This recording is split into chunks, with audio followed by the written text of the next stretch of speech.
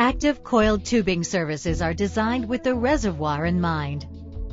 Deploying a high-bandwidth fiber optic cable inside coiled tubing, or CT, Schlumberger opens up an entire spectrum of real-time measurements to improve the quality and effectiveness of downhole treatments. In addition to the technology improvements, we bring together the best qualified personnel in the world who diagnose, treat, and act in real time based on their combined knowledge and the information they get from our downhole measurements.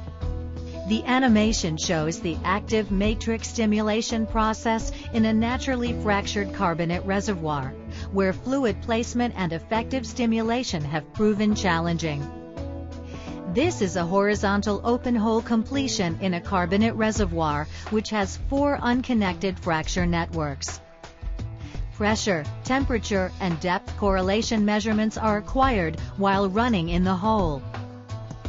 Here, Jet Blaster jetting scale removal surfaces are used to help in hole cleaning before the stimulation treatment begins. When total depth is reached, the baseline distributed temperature survey is shot. This gives us the baseline for the subsequent temperature surveys that are run after each stimulation treatment.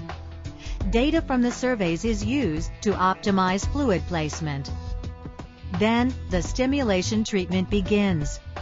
Acid is pumped across the horizontal open-hole reservoir while the bottom hole assembly moves to the casing shoe.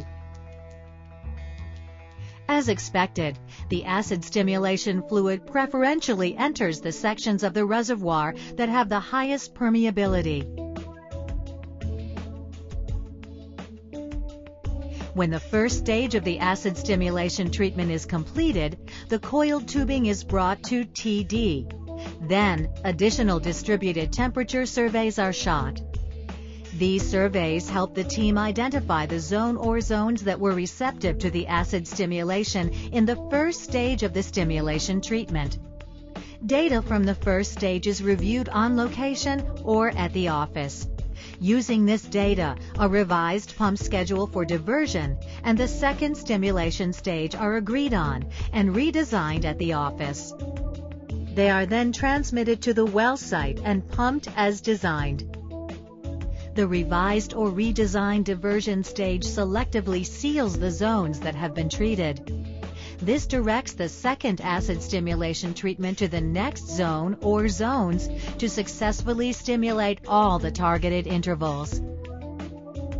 When the second stimulation treatment is completed, the coiled tubing is run to TD and additional distributed temperature surveys are shot.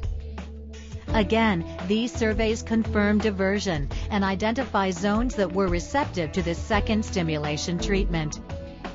The whole process is repeated and communicated to the office for treatment redesign. This process ensures effective stimulation of the entire reservoir.